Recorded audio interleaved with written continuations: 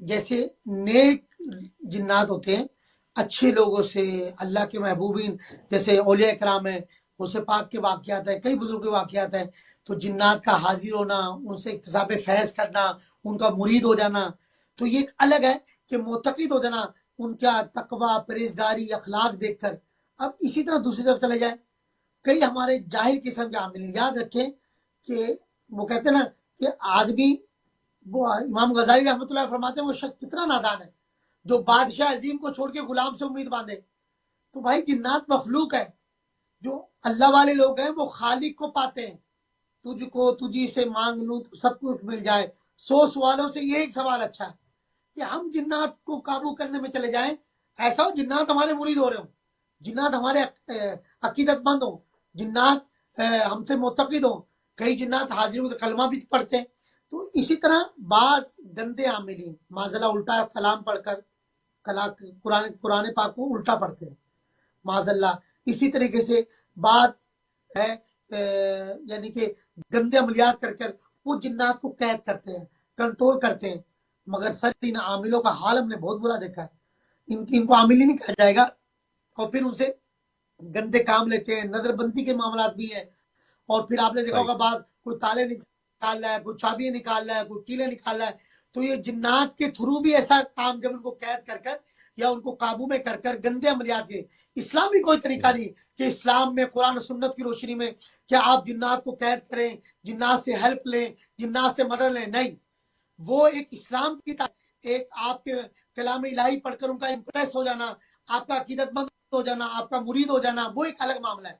وہ۔ لیکن یہ جو جنات کو قابو کرنا، موکلات معاذ اللہ، تو یہ اس کا قرآن و سنت سے کوئی تعلق نہیں ہے۔ کبھی بھی کوئی نیک عامل، کوئی بھی اللہ والا یہ نہیں کہے گا کہ میں نے جنات کو قابو کیا، جنات کو کنٹرول کر لیا۔ بات کرتے جی بوتل میں بند کر کے رکھا ہوا ہے، پتہ نہیں ایک عجیب دنیا ہے، بعد نے اس کو کھلواڑ بنا لیا ہے۔ تو یہ وہی حال ہے سر، جنہوں نے اس کو دھندا بنایا ہوا ہے، جن کا قرآن و سنت سے کوئی تعلق نہیں ہے، خدا کی قسم اس فیلڈ کا انہوں نے بیڑا غرق کر دیا ہے کہ جو بیچارے اچھے لوگ بھی ہیں، جو نماز پڑھتے ہیں، قرآن و سنت کے مطابق علاج کرتے ہیں، وہ بھی بیچارے اب جو ہے نا شرم کے مارے اپنا منہ چھپا رہے ہوتے ہیں ان گندے عاملوں کی وجہ سے، جو لوگوں کی زندگیوں کو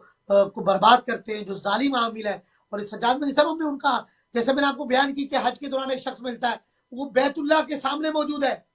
اور اس کو بیت اللہ نظر نہیں آ رہا سر، وہ وہاں بینا ہو جاتا ہے، اندھا ہو جاتا ہے۔ اس سے پوچھا، اس نے کہا کہ میں گندے عملیات کیا کرتا تھا، پھر اس سے بعد توبہ کرائی، وہ پھوٹ پھوٹ کے رو رہا ہے۔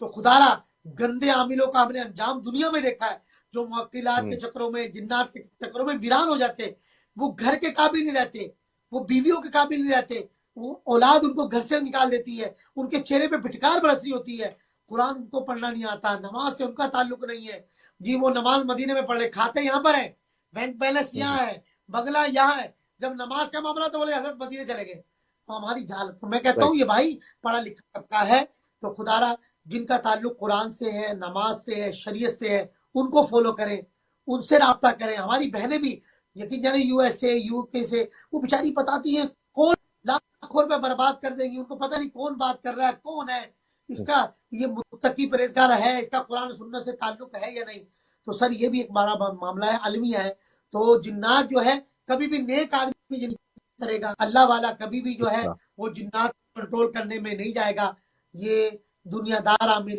جن کا قرآن و سنت سے کوئی تعلق نہیں، وہ ان چکروں میں پڑیں گے۔ ہم نے کبھی کسی بزرگ کو نہیں دیکھا، اہل علم کو نہیں دیکھا، متقی پرہیزگار کو نہیں دیکھا کہ وہ دعویٰ کرے اتنے جنات ہیں، میرے پاس اتنے موکلات ہیں۔ وہ تو بولتے نہیں سر، وہ چپ رہتے ہیں۔ جن کی نظر جو تصرف کرتے ہیں، طاقت عطا کی ہوتی ہے روحانیت کی وجہ سے، اسکار ہے۔ آپ کو دعا حزب البار کا پتہ ہے، دعا حزب البار کی کتنی برکتیں، اس پہ کسی دن پروگرام بھی کریں گے، تو آپ دیکھیں ایسے اوراد اور اسکار ہیں، یقین جانیے کہ الحمدللہ جب بندہ پڑھتا ہے شیطان جنات جو ہے کوسوں دور بھاگ جاتے ہیں۔ اللہ تبارک و تعالی ہم سب کو، ہماری نسلوں کو شریر جنات کے شر و فساد سے محفوظ فرمائے۔